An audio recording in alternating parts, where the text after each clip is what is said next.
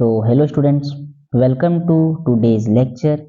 तो आज हम लोग देखने वाले हैं क्लास 10th का सोशल साइंस चैप्टर। हमारे पास में सब चैप्टर यहाँ पे है, मिक्स है, और उसके मोस्ट इंपॉर्टेंट ऑब्जेक्टिव क्वेश्चंस देखने वाले हैं जो कि हमारे बोर्ड एग्जाम में जो है ना कई बार पूछे जा चुके हैं ये सब क्वेश्चंस। तो आपको ध्यान में रखना है कि ये सब क्वेश्चंस जो है वो बहुत ही ज़्यादा इंपॉर्टेंट होने वाले हैं। तो बिना टाइम वेस्ट किए हुए हम लोग अपने क्वेश्चंस को शुरू करते हैं। तो हमारा सबसे पहला क्वेश्चन है कि जो है बेसिकली 1789 ईस्वी में क्या है कि 1789 ईस्वी में फ्रांस की क्रांति के समय किसका शासन था।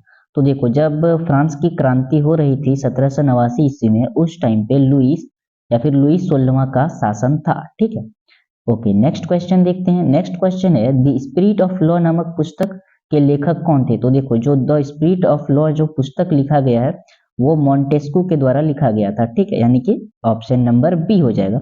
और कौन से पुस्तक कब लिखा गया है, किसने लिखा था, तो ये सब बहुत ही ज्यादा इंपॉर्टेंट क्वेश्चन बन जाता है। तो ये सब क्वेश्चंस भी आपको ध्यान में रखना है क्योंकि कई बार इससे जो है ना पूछा जा सकता है।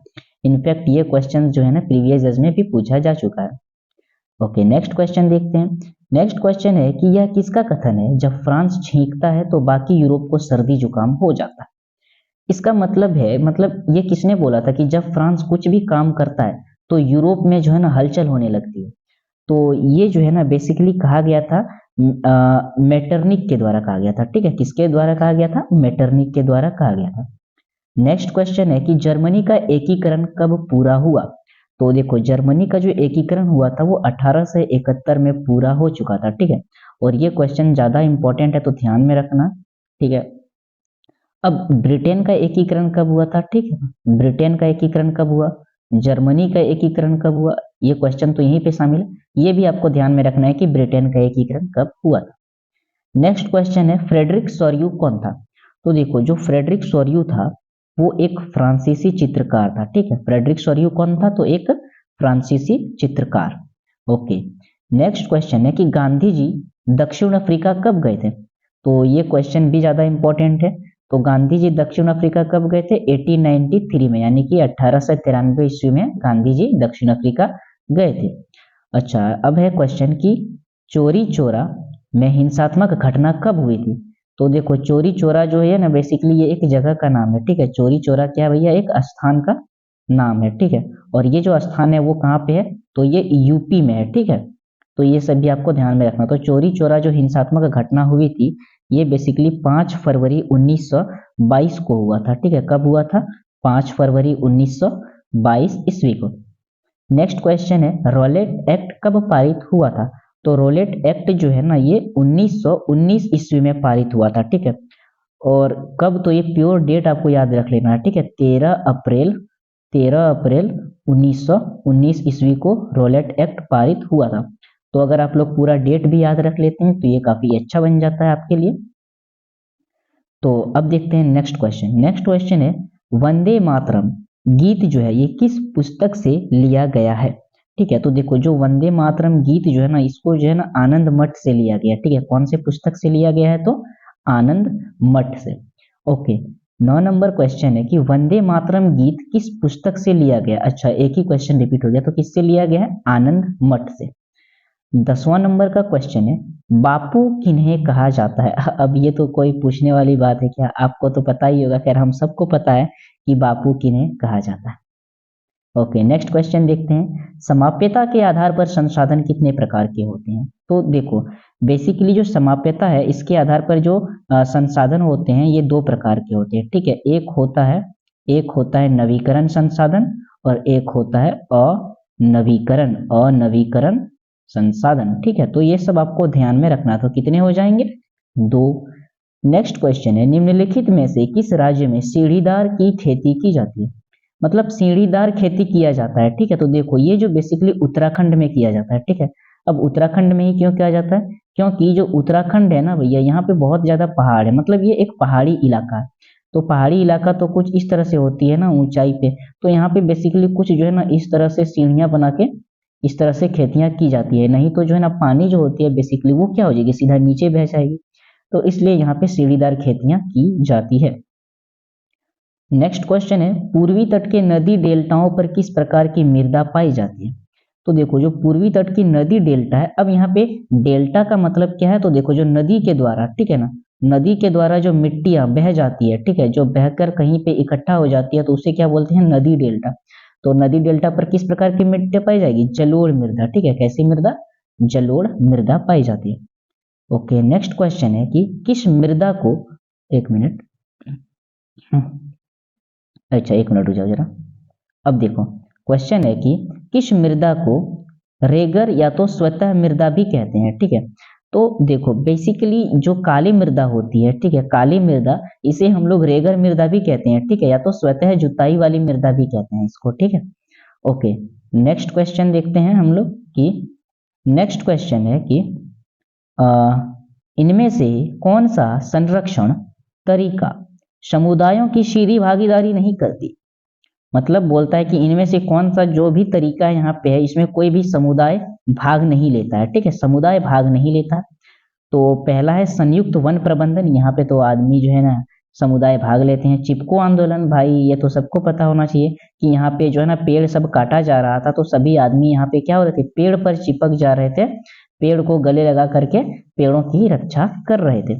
और बीज बचाओ आंदोलन, तो ये भी समुदाय के द्वारा हिस्सा लिया जाता है। बाकी ये जो वन जीव पशु विहार की परिषी है, तो ये इसका आंसर हो जाएगा, इसमें जो है ना कोई भी समुदाय यहाँ पे भाग नहीं लेता है।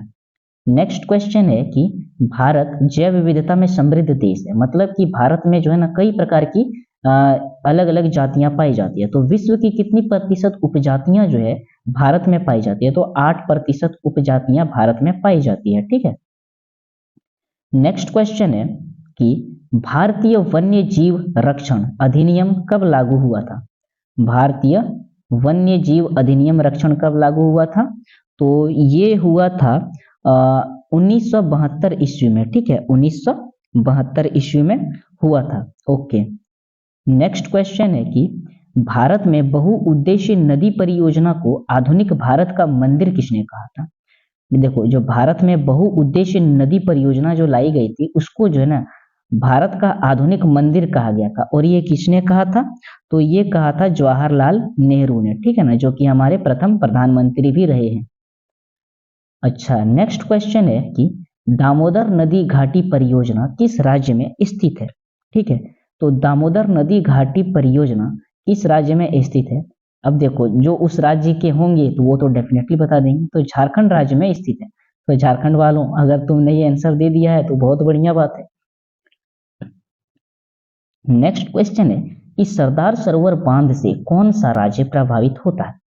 तो सरदार सरोवर बांध से कौन सा राज्य प्रभावित होगा, सीधी सी बात है, जो भी इस बांध के नजदीक होगा, कौन है, गुजरात, तो यही ना प्रभावित होगा, ठीक है सर।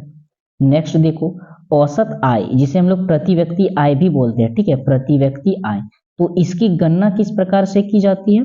तो जो औसत आय या फिर जो प्रति व्यक्ति आय है, इसकी गणना कैसे करते हैं कि देश की कुल आय कितनी है, ठीक है ना, और देश की कुल जनसंख्या कितनी है, उसको डिवाइड कर दिया जाता है। क्या बोला भैया कि देश की कुल आय जितनी भी है, ठीक है, कुल आय जितनी भी है उसको डिवाइड कर दिया जाएगा किससे, देश की कुल जनसंख्या से, ठीक है, जनसंख्या से इसको क्या कर दिया जाएगा, डिवाइड कर दिया जाएगा। और हमको यहाँ पे देश की जो है ना प्रति व्यक्ति आय मिल जाएगी, मतलब एक व्यक्ति की आय कितनी है। ओके, नेक्स्ट देखो, नेक्स्ट क्वेश्चन है कि विभिन्न देशों के वर्गीकरण करने के लिए विश्व बैंक किस मापदंड का प्रयोग करता है। यानी कि अलग अलग देशों के जो वर्गीकरण करने के लिए, ठीक है ना, विश्व बैंक किस मापदंड का प्रयोग करता है, तो वो करता है प्रति व्यक्ति आय का। ओके, प्रति व्यक्ति आय। नेक्स्ट है नवीकरणीय साधन का उदाहरण है। नवीकरणीय साधन मतलब ऐसा साधन जिसे हम लोग बार बार यूज कर सकते हैं, ठीक है ना, क्या कर सकते हैं भाई, बार बार यूज कर सकते हैं, यानी कि वो खत्म नहीं होगा, कर सकते हैं, इन्फिनिटी तक खत्म नहीं होगा वो। तो देखो पेट्रोल तो भैया सीमित है, यानी कि लिमिटेड है, ये एक टाइम बाद तो खत्म हो जाएगा। कोयला भी एक टाइम बाद खत्म हो जाएगा, है ना। तो उपरोक्त सभी ऑप्शन होगा क्या? नहीं भैया, ये तो ऑप्शन ही गलत हो गया। तो देखो, भूमिगत जल यानी कि जो हमारे धरती के अंदर जो जल पाई जाती है, ये अनलिमिटेड है, मतलब कितना भी यूज करें ये खत्म नहीं होगा। ठीक है, तो इसका आंसर क्या हो जाएगा? ग इसका आंसर हो जाएगा। अच्छा, नेक्स्ट क्वेश्चन है कि लोगों के विकास के लक्ष्य डैश होते हैं। तो देखो, लोगों के विकास के लक्ष्य समान होते हैं क्या? समान होता है? बताओ, क्या तुम्हारा और मेरा विकास का लक्ष्य समान है? मतलब क्या तुम्हारा ड्रीम और मेरा ड्रीम क्या सेम हो सकता है क्या? ऑब्वियसली सेम तो नहीं हो सकता है। कोई डॉक्टर बनना चाहेगा, कोई इंजीनियर बनना चाहेगा, है ना। दूसरा ऑप्शन है कि भिन्न यानी कि अलग अलग हो सकता है और परस्पर विरोधी हो सकता है। हाँ भाई, ये बिल्कुल सही आंसर है। मतलब जैसे कि आ, जैसे कि मान लो एक खेत है, ठीक है, जैसे कि इसका ऑप्शन हम लोग कैसे समझेंगे? देखो, मान लेते हैं एक खेत है, ठीक है, जो कि मेरा खेत है, और तुम यहाँ पे जो है ना क्या करना चाहता भैया? तुम यहाँ पे फैक्ट्री लगाना चाहता, तुम यहाँ पे क्या करना चाहता है? फैक्ट्री लगाना चाहता है।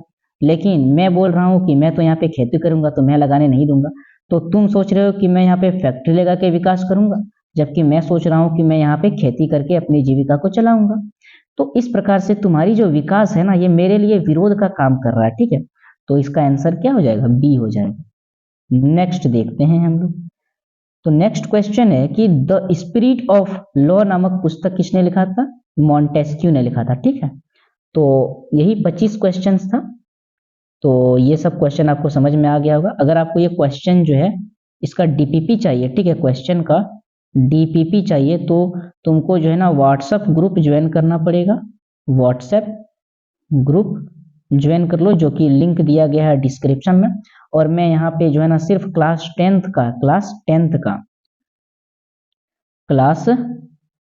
का daily daily important question upload करूंगा, तो चैनल को सब्सक्राइब कर लो। और मैं बता रहा हूँ क्लास टेंथ का साइंस हो गया, सोशल साइंस हो गया, तो इन सब का मैं यहाँ पे वीडियो डेली अपलोड कर दूंगा। तो जो कि इम्पोर्टेंट होगा, ये नहीं कि मैं व्यूज के लिए कुछ भी अपलोड कर दूंगा, नहीं भाई।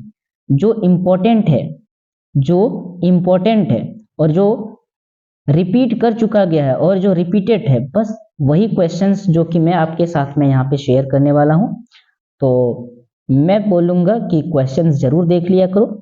भले तुमको रिवीजन कर लो एक बार, मतलब तुम याद मत करो, रटो मत, बस क्वेश्चन देख लो, क्योंकि देखा हुआ ना तुमको कुछ टाइम तक तो याद ही रहेगा। और हालांकि फरवरी में तो एग्जाम ही है, तो एक मंथ तक याद रख लो, है ना, ताकि एग्जाम तुम्हारा अच्छे से क्लियर हो जाए।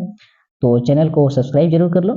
अभी बहुत सारा वीडियो जो है ना आने वाला है, तो अच्छा लगता है तो कमेंट भी कर दो कि समझ में आ रहा है सब क्वेश्चंस, और सारे क्वेश्चंस इंपॉर्टेंट है, तो ये ध्यान में रखना। तो नेक्स्ट लेक्चर में मिलेंगे, तब तक के लिए जय हिंद, take care and bye bye.